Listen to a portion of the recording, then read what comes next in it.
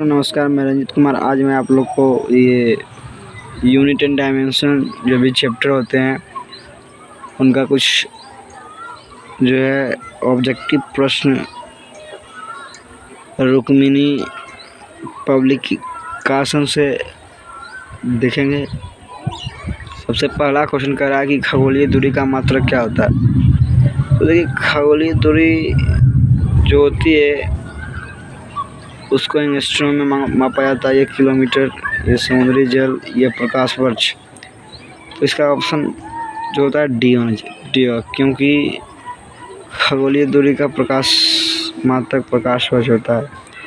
एक light year equal to होता है 9.46 गुना 10⁻15, यानी कि एक प्रकाश वर्ष बराबर 9.46 गुना 10⁻15 मीटर। दूसरा उसी में कहता है, पार्ट में आता है कि एक एंगस्ट्रॉम जिसको बोलता है, देखेंगे इस तरह लिखा हुआ तो होगा, उसमें आपको जो है करना पड़ेगा। एक एंगस्ट्रॉम इक्वल टू होता है 10⁻−10 मीटर। ओके, तो 10⁻10⁻−10 मीटर होता है एक एंगस्ट्रॉम। उसके बाद होता है एक नाविक मील, इसको अंग्रेजी में बोलता है नॉटिकल मील, यानी कि नॉटिकल मील जो होता है जो समुद्र को गहराई नहीं, समुद्र की दूरी को जो मापा जाता है तो उसको बोला जाता है एक नाविक मील। उसी को बोला जाता है नॉटिकल माइल। उसमें एक नॉटिकल मील जो होता है इक्वल टू होता है 1.852 किलोमीटर, यानी कहने का लगभग 1800 किलोमीटर। उसके बाद बोलता है सबसे बड़ा ब्रह्मांडीय दूरी मापने का मात्रक जो होता है वो पारसेक होता है। देखिए, ये सब क्वेश्चन जो होता है ना, अक्सर परीक्षा में देखने को मिलता है, चाहे वो रेलवे हो, बिहार पुलिस, ये और जो भी कॉम्पिटिटिव एग्ज़ाम होते हैं वो सब में होते हैं जो कि। और उसके बाद फिर देखिए करा है कि सबसे बड़ा ब्रह्मांडीय दूरी मापने का मात्रक पारसेक होता है। और जो पारसेक सबसे बड़ा होता है, पारसेक के बाद जो होता है क्या होता है, जिसको बोला जाता है प्रकाश वर्ष, यानी कि लाइट, जो भी बोलता है लाइट, जिसे कि प्रकाश वर्ष होती है। उसके बाद होता है खगोलीय दूरी।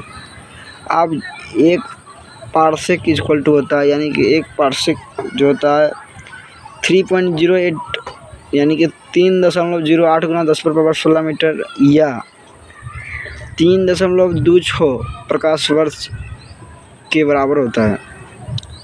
उसके बाद अगला क्वेश्चन करा है कि पाउंड को किलोग्राम में बदलने के लिए गुना करना पड़ता है। पाउंड को क्या कहता है, किलोग्राम में बदलने के लिए क्या कहता है, गुना। तो पाउंड को किलोग्राम में बदलने के लिए 0.536 द्वारा क्या जाता है, गुना किया जाता है। एक मिनट, हाँ, उस क्या बोलता है कि पाउंड को किलोग्राम में बदलने के लिए 0.536 द्वारा गुना करना पड़ता है। एक क्या बोलता है कि एक पाउंड जो होता है ना वो लगभग 453.6, यानी कि लगभग 454 ग्राम के बराबर होता है। उसको लगभग अबाउट समथिंग में मान सकते हैं। एक पाउंड इक्वल टू होता है 0. अगर वही पाउंड ग्राम में रहे तो वो ठीक है, और वही पाउंड को अगर ऑप्शन में क्या बोलता है केजी में दिया हुआ है तो उसको 1000 से डिवाइड कर देंगे। परिणाम स्वरूप उसमें 0.536 जो भी होता है 0.536 केजी उसमें क्या होगा, मिलेगा। उसके बाद बोलता है एक औंस, ये भी एक औंस इक्वल टू कितना मीटर होता है या कितना ग्राम होता है। तो एक औंस इक्वल टू होता है 28.5 ग्राम, यानी कहने का क्या मतलब हुआ कि एक औंस में जो है ना 28.5 ग्राम होते हैं। उसके बाद बोलता है तारा या अन्य आकाशीय पिंडों का द्रव्यमान चंद्रशेखर सीमा में मापा जाता है। यानी कहने का मतलब क्या हुआ कि तारा और अन्य आकाशीय पिंड जो होते हैं आपकी पृथ्वी पर, उसको चंद्रशेखर सीमा के द्वारा मापा जाता है। यानी कि एक चंद्रशेखर सीमा को जो भी होता है 1 CL, यानी कहने का मतलब क्या हुआ कि 1 CL इक्वल टू हो जाएगा 1 Cl इक्वल टू हो जाएगा 1.4 गुना, यानी कि 1.4 गुना सूर्य का द्रव्यमान। यानी कहने का मतलब क्या हुआ, आप एक यहाँ से एक सेंस निकलती है कि सूर्य का द्रव्यमान क्या होता है। तो सूर्य का द्रव्यमान होता है 1.98 गुना 10⁻30 kg।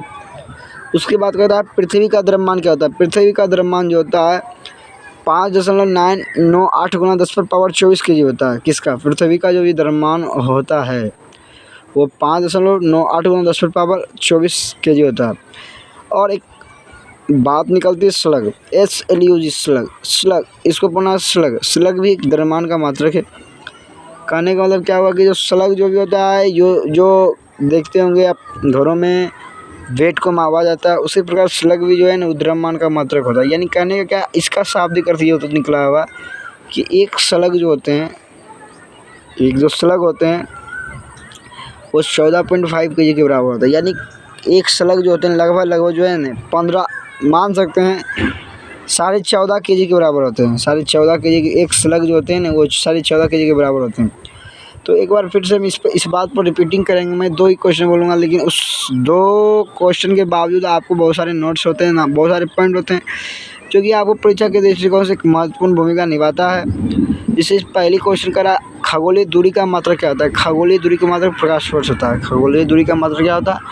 खगोलीय दूरी का मात्रक प्रकाश वर्ष होता है। खगोलीय दूरी का क्या मात्रक होता है। खगोलीय दूरी का मात्रक प्रकाश वर्ष होता है।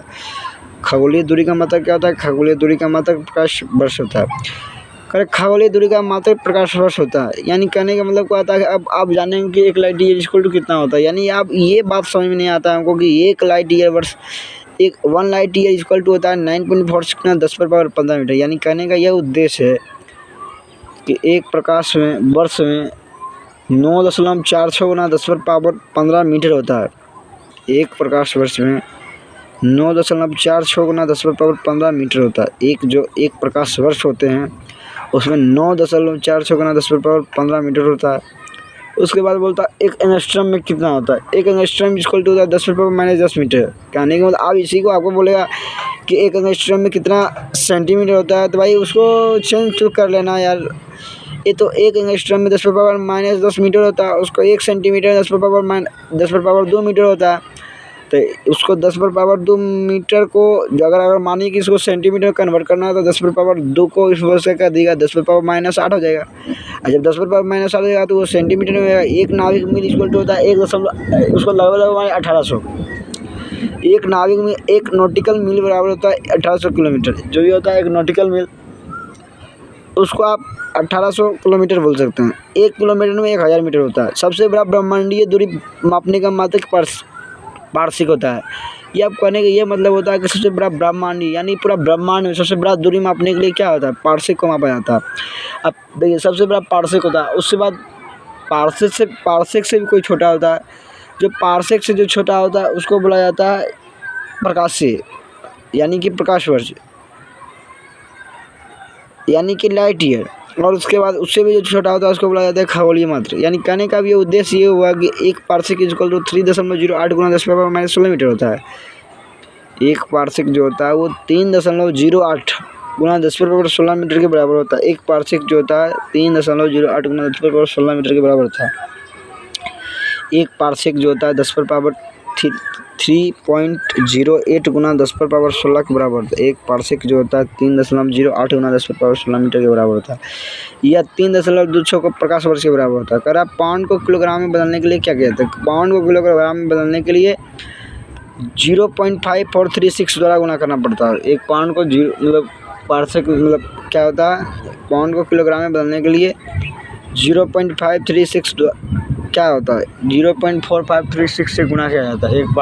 1 पाउंड को किलोग्राम में बदलने के लिए 0.4365 से क्या जाता है। 1 पाउंड में 4.5 यानी 453 ग्राम होता है। 1 पाउंड में क्या होता है 453 ग्राम होता है। 1 पाउंड में 453 ग्राम होता है।